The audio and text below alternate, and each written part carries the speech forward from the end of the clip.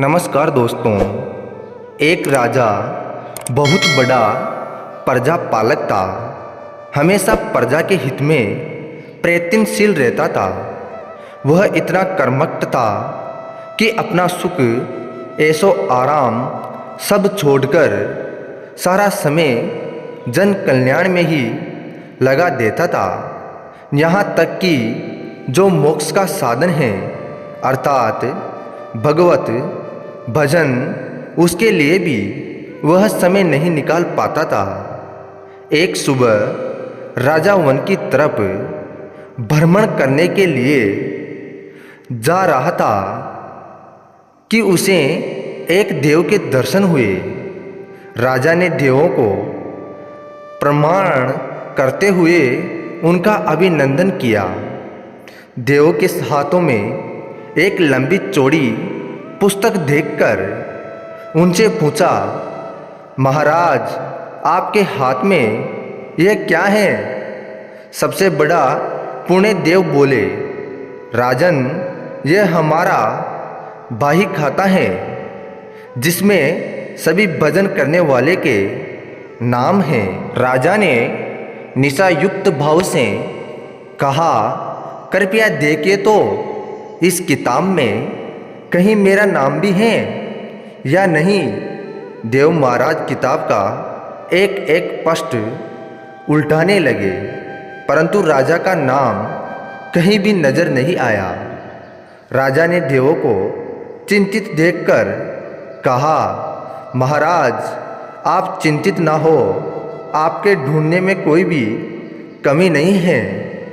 वास्तव में ये मेरा दुर्भाग्य है कि मैं भजन कीर्तन के लिए समय नहीं निकाल पाता और इसलिए मेरा नाम यहाँ नहीं है। उस दिन राजा के मन में आत्म गलीन सी उत्पन्न हुई, लेकिन इसके बाद उन्होंने इसी नज़रअंदाज कर दिया और पुनः परोपकार की भावना लिए दूसरों की सेवा करने में लग गए। कुछ दिन बाद राजा फिर सुबह वन की तरफ टहलने के लिए निकले तो उन्हें वही देव महाराज के दर्शन हुए। इस बार भी उनके हाथ में एक पुस्तक थी।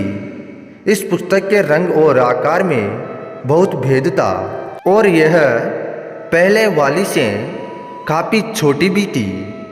राजा ने फिर उन्हें प्रणाम करते हुए पूछा, महाराज आज कौन सा बाही खाता आपने हाथों में लिया हुआ है?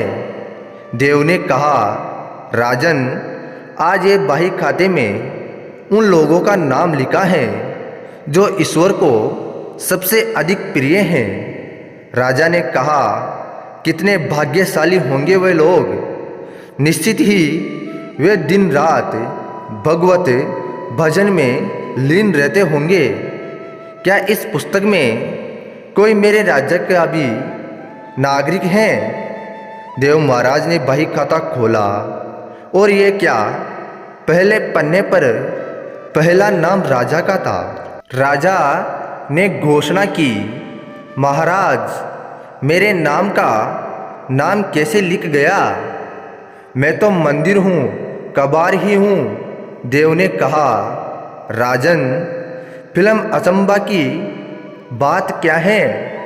जो कुछ भी जगत के काम करते हैं वे संसार के उपकार में अपने जीवन अर्पण करते हैं। जो कप्तानी का लोकप्रण के साथ भी प्रभु के निष्कलंक संतानों की सेवा प्रफलन में तैनात हैं, स्वयं के महापुरुषों का कार्य है।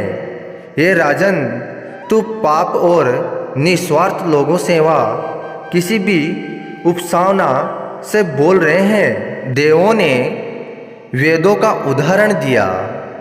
मित्र जो व्यक्ति तू से व्यक्ति की सेवा के लिए आगे हैं, महामाई मानव के लिए अत्यंत है। हमारा कहना है परोपकार गुणाए भौति इंसुलेटर के उपभोक्त को समझने के लिए कर्म करना जीवन को बदलने के लिए सबसे बड़ा पुण्य है। दोस्तों, अगर कहानी पसंद आई हो तो कहानी को एक लाइक और YouTube चैनल को सब्सक्राइब करके बाजू में आई बेल आइकन को ऑल पे सेट कर ले। आपका बहुत बहुत धन्यवाद कहानी अंत तक सुनने के लिए।